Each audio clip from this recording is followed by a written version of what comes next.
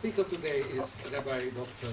Tzvi Marx on Christian-Jewish relations in the Netherlands. It's a bit a specific project, so we haven't inserted it in our more general Changing Jewish Communities program. So that we would give this lecture in this context. We have, in addition to those a few of those who come regular to our lectures, also invited a number of people from the Dutch Jewish community in Israel. Obviously, the way this center thinks, Christian-Jewish relations weren't much of a problem until a few years ago, because we had thought that the problematic side of Christian-Jewish relations was fading away, and the pleasant side, we had many occasions to welcome our friends from the Christian Embassy and other organizations here, but that didn't require a specific analysis. Tzvi is one of the great experts in a country on all the sides.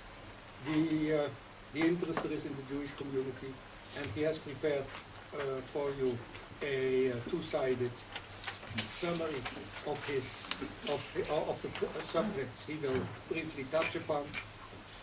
So the interest there is in the Jewish community, the many positive interface elements, and also the unavoidable problems with part of certain Christian organizations in the Netherlands. Rabbi Dr. Tzvi Marx was born in France.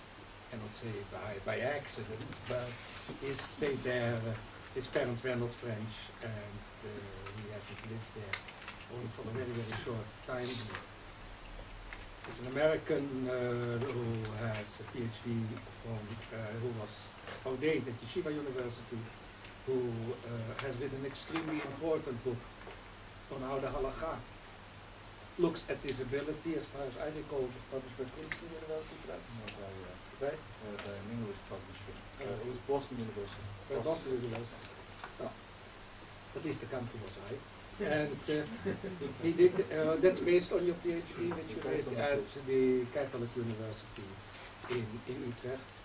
He lives in the Netherlands, and he lectures on Judaism at Nijmegen University, Radboud University in Nijmegen, and he is the director of the Folkertsma Stichting, with whom we do this luncheon jointly, and he's specifically active in interfaith cooperation, Dutch society, both with Christians and with Muslims.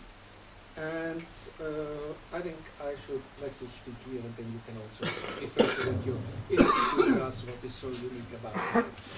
I don't know how many here remember that Nijmegen was the place where the Tzvi Marx started. Sure. It's still there. Yeah. Well, Israelis still walk there.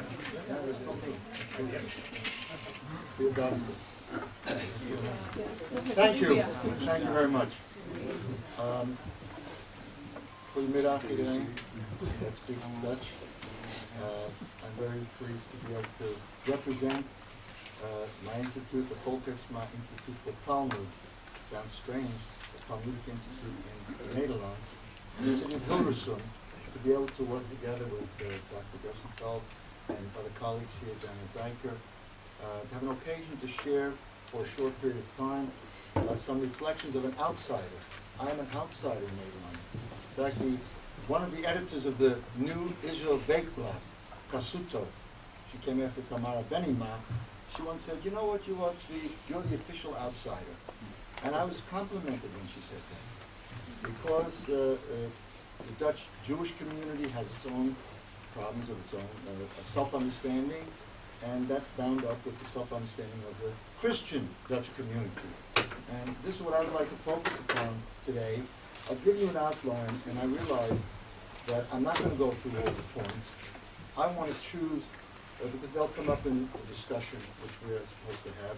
I would like to choose to focus upon, immediately on the question, the dramatic change that occurred in Holland, perhaps in other places, but I'm focused on Holland, as a result of the establishment of the State of Israel. Hakamat Medinat Israel. That was the dramatic moment of change. Some people think, and you hear it popularly, what they call Christian theology after Auschwitz. That Christians were somehow driven to reflect upon their own mistakes, misunderstandings, and look what happened, and the Jews were suffering, it was just horrible, and therefore they have to rethink their own Christian identity. In my humble opinion, this is a fallacy.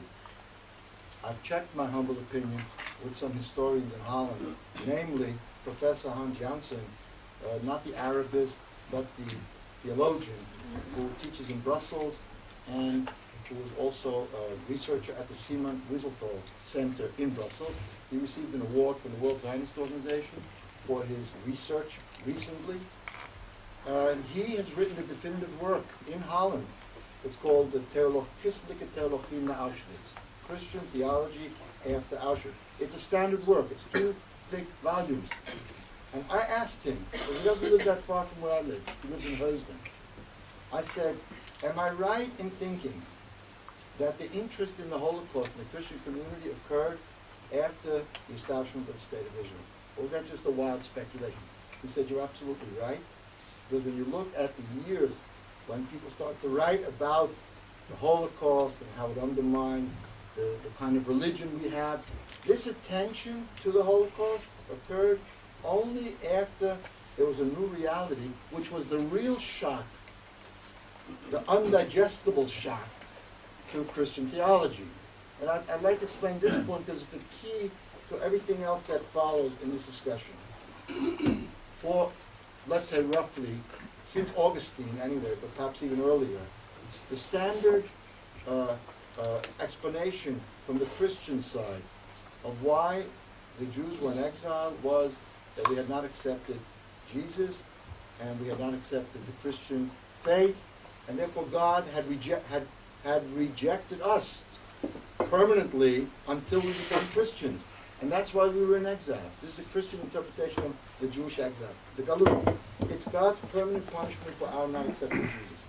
And therefore the proof that we were wrong was that we were in exile. And this was a very big point.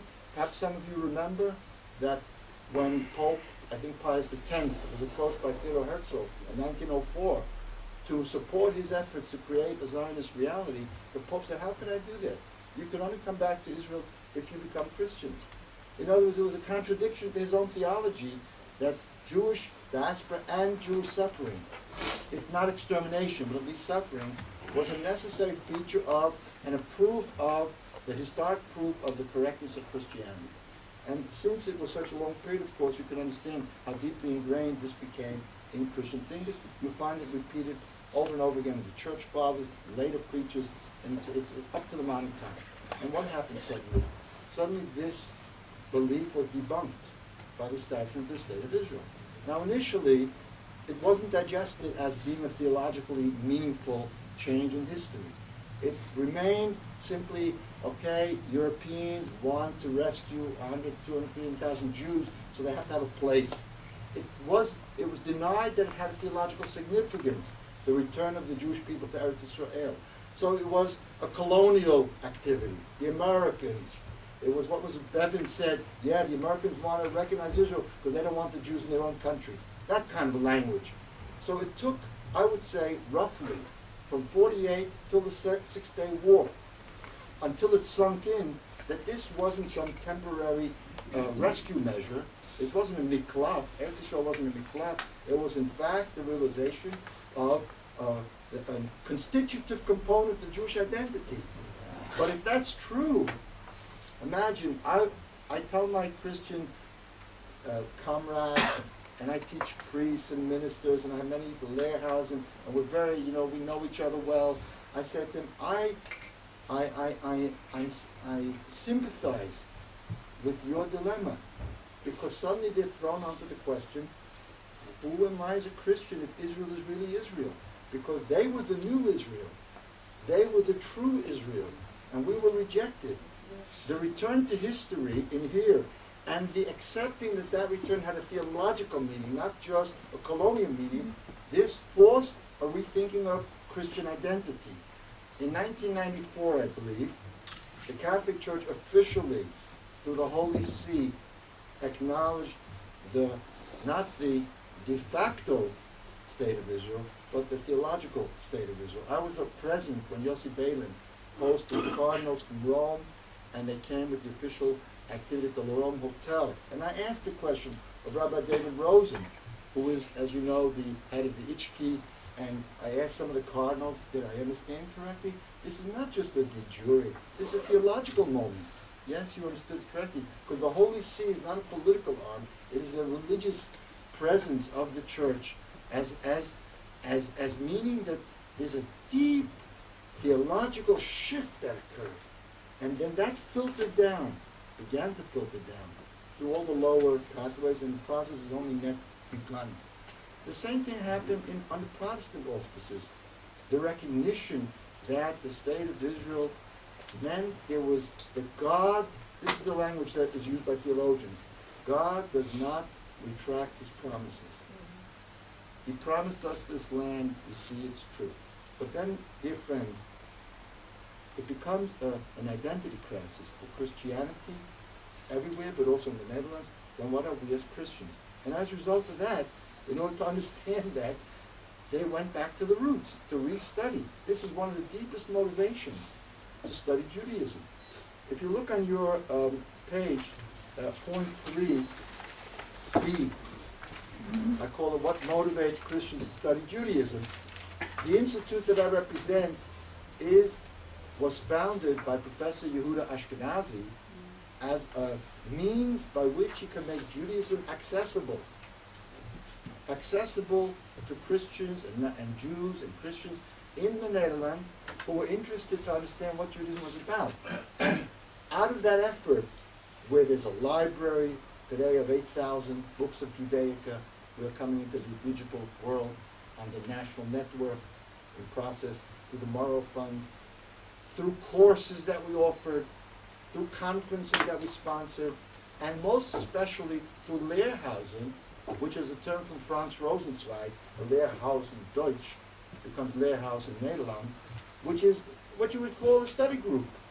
But study groups not just once in a while, 6 times a year, 12 times a year. I currently teach 6, 7 Lehrhausen. One of them is studying Psalms. We meet 12 times a year for 2 hours. It's the second year on Psalms. This Lehrhaus exists 40 years, long before myself.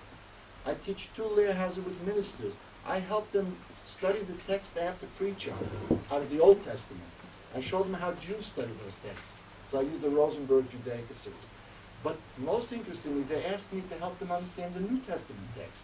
I said, I don't know Greek, and I'm not a New Testament scholar, but if you can accept, through the English translations or Dutch translations, well, let's give it a go.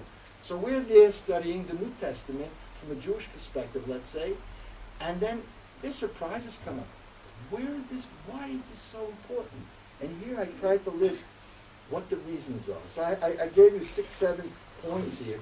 A, one of the things you hear commonly from lay as well as ecclesiastical persons, because they want to understand the Jewish roots of Christianity. That's a very primary issue, but that means the recognition that Jesus was a Jew. And that's not a small achievement to understand that. I don't know if you're not in that world, it's hard to realize, well, it's so obvious he was a Jew. But no, it's not, because Jesus became Christ, and that's not so Jewish. But the return to the Jewish roots of Jesus is so that they could understand what it is that their founder, as they see him, of their religion, was telling them in their sacred text. So that's one motivation. That's a big effort is required to re-examine those roots. There's a second point, as I mentioned, that's to simply reconfigure Christian identity because of the founding of the State of Israel. And then, coming back to the Holocaust, the Crusades, and the various history of the stigmatization, and to re-examine it and place it into another paradigm of understanding. The third is, and this is also for many Christians, may strike you as strange, but Judaism is actually interesting without being the roots of Christianity in its own right. I mean, we have a very interesting religious culture, and one that's eminently suitable to the efforts to find out how religion and democracy could fit together. Because our tradition is a culture of controversy. It's a culture of differences of opinion, Talmudic rabbinic tradition. So here you have a religious tradition that doesn't ask for obedience. It asks for, you know, sharing, growing through presenting different perspectives without seeing those who have different points of view as being your enemy. In Christian terms, and I'm saying this in general now, it's not always true, but in general speaking, I get this feedback, a particular Christian denomination viewed the other denominations as wrong, as false, often as an enemy, often someone with whom you have religious wars. They didn't teach in the respective tradition, it's just another view of Christianity. No, it was an oyev, it was an opposition that wasn't acceptable. In contrast to the rabbinic view of Elu ve'elu divrei Elohim chayim, these and those are the words of the living God, which is the Talmudic formula that says differences of opinion don't make us enemies. It just means that we're looking at things a little bit differently within the culture. So in that itself is interesting for Christians to discover that kind of faith that can manage differences of opinion. There's another one, is the Jewish hermeneutics. That's a detail within the previous one. And the exegesis. For example, I remember when Paul Van Buren used to visit Israel at the center at the Hartman Institute. He was an Anglican theologian. I once asked him in one of our seminars on interpretation, can Christians put question marks after the sentences in their sacred text? Or does it always have to be a period? Because in our tradition, we can put question marks and say, bitmiya. When you read it one way or you read it the other way, you get a whole different option open. Imagine if you could write in John, they only come to the Father who come to the Son. How ridiculous if you put a question mark. But if you say it was straightforward, they only come to the Father who come to the Son. So there's no salvation outside the church unless you come to Jesus.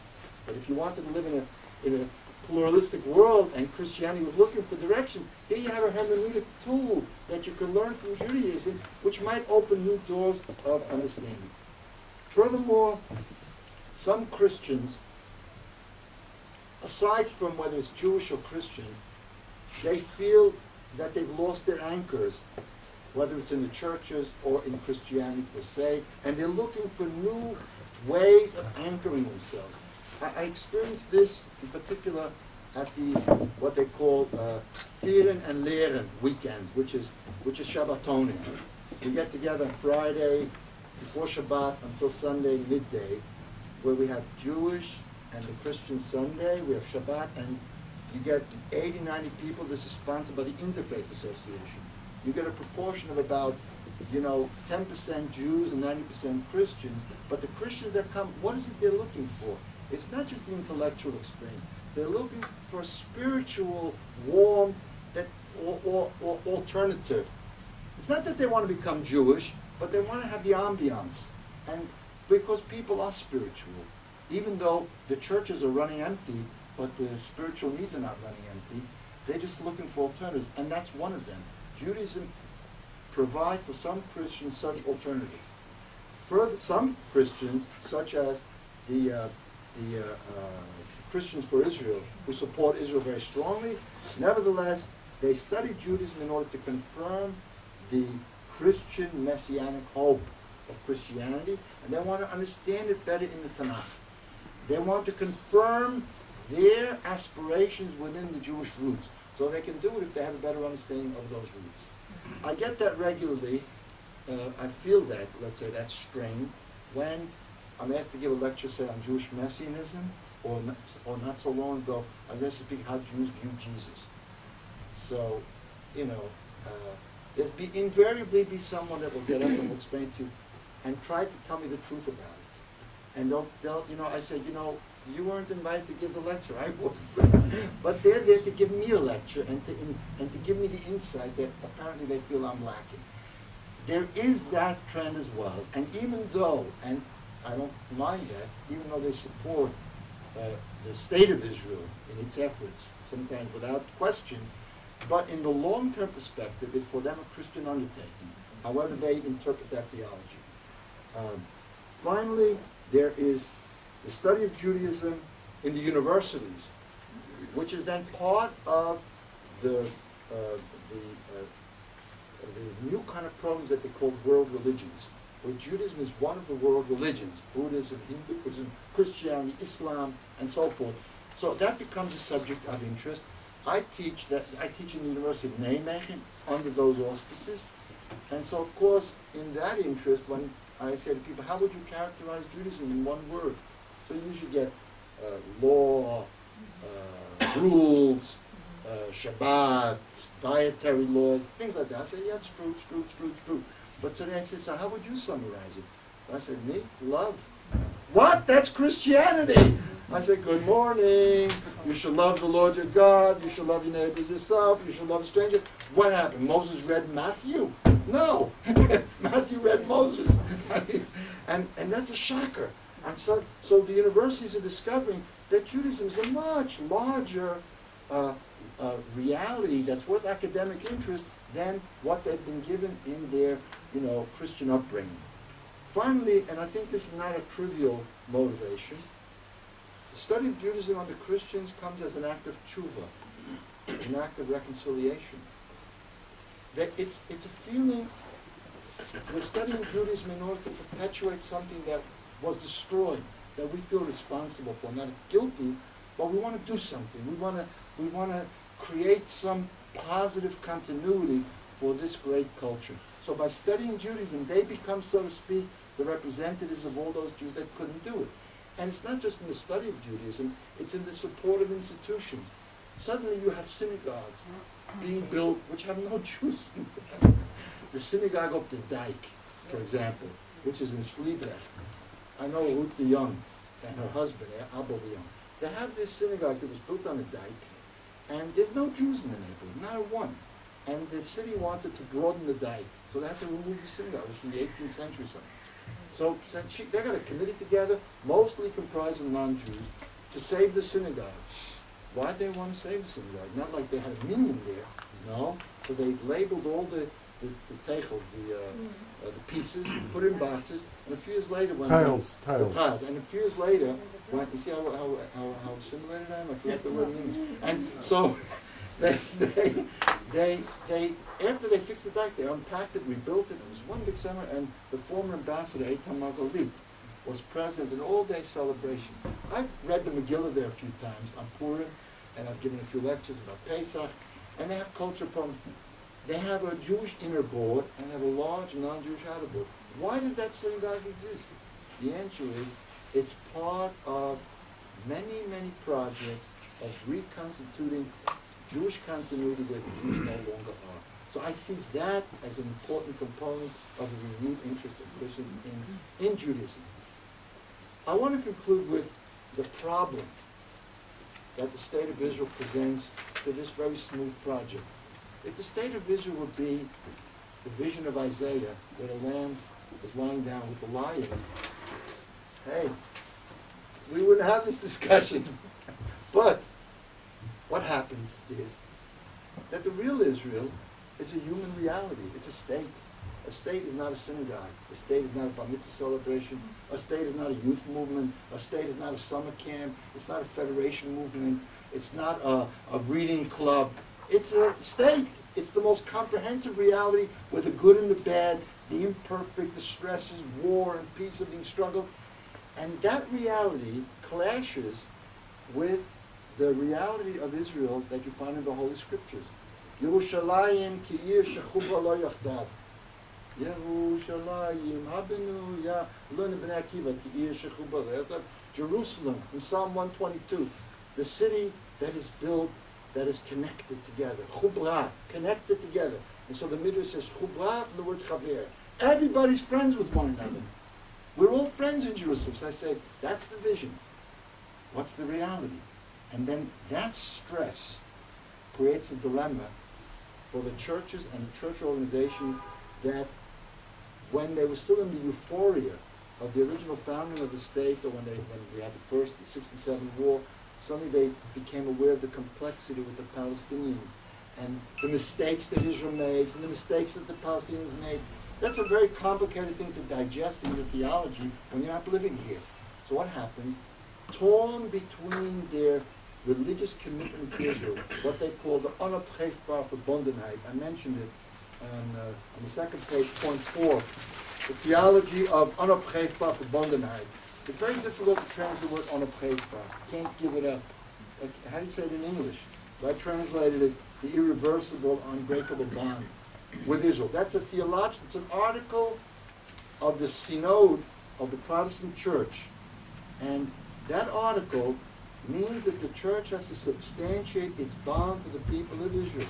But then they are confronted by humanitarian problems, the roadblocks or the wall, which they don't understand all the details how it came to be. They are not historians to know what is always behind it. So they just confront the immediate thing. And then you get voices that say, hey, the church is not just bound to the Jewish people, we have a universal calling. And in this dilemma, what has priority? Our universal calling to the underdog, to the suffering immediacy, or to a people that has returned to its land, which seems to be successful, and that's too bad. If we weren't successful, it would be easier to be bonded to us. But to success, everybody, then you're the strong man. So for people at a distance, you have a great task to interpret that reality in its complexity. And so the churches struggle. There are voices in the church that said, we're not that bound with the real Israel. We're bound up with the idea of Israel, what you call the Nozi. Is it the Nozi or the Nazi? Is it the notion or the nation? The notion of Israel that you have in the Psalms, in the prophets, is that our loyalty? And that's easy to be bonded to. What about the real people, Israel?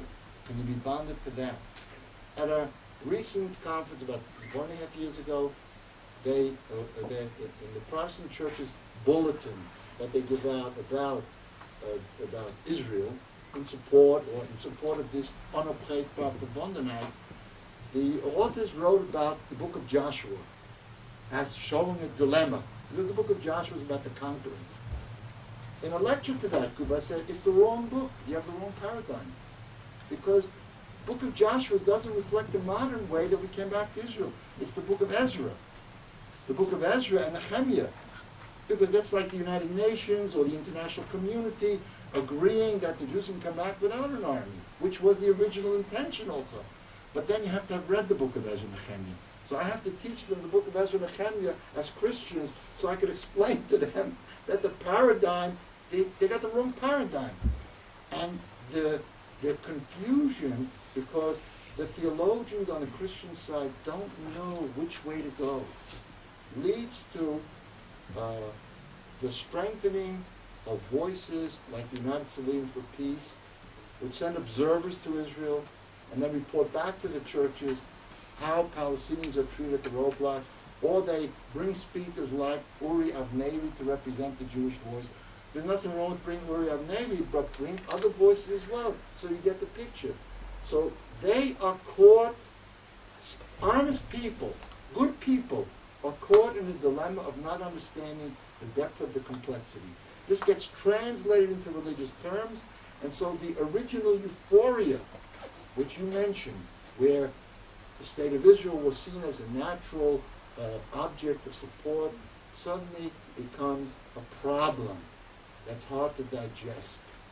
And that's where we are today, in the efforts to interpret the state of Israel, the reality of the state of Israel, into theological terms of the Bible, which is the language by which Christians, religious Christians connected to churches, view Israel. I usually end up by telling them about the zoo, the biblical zoo in Yerushalayim. This usually, makes them understand. I said, we have a zoo where all the biblical animals are represented. It's in Mancha. You've been there? No. Well, you got to visit there on the next trip. Why? Because, there was a previous group of Dutch people went there, and they came to one and they saw all the different, the camel, and the donkey that Abraham brought up on,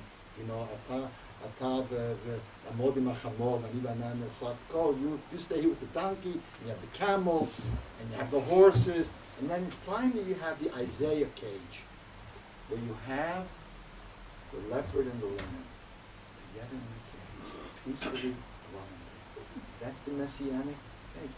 And the Dutch tourists say, how is that possible? a Messianic cage. How did you achieve that? This is what it's about. So they asked the zookeeper, how did you do this? He said, oh, that's simple. Every day another lamb. And that, my friends, is to try to break through their myth, to help them realize that the vision is something that we still have to achieve, but it's worth making the effort. I'll stop here, and I'll let you ask questions based on the framework or other questions you may have, so that we can continue. Thank you very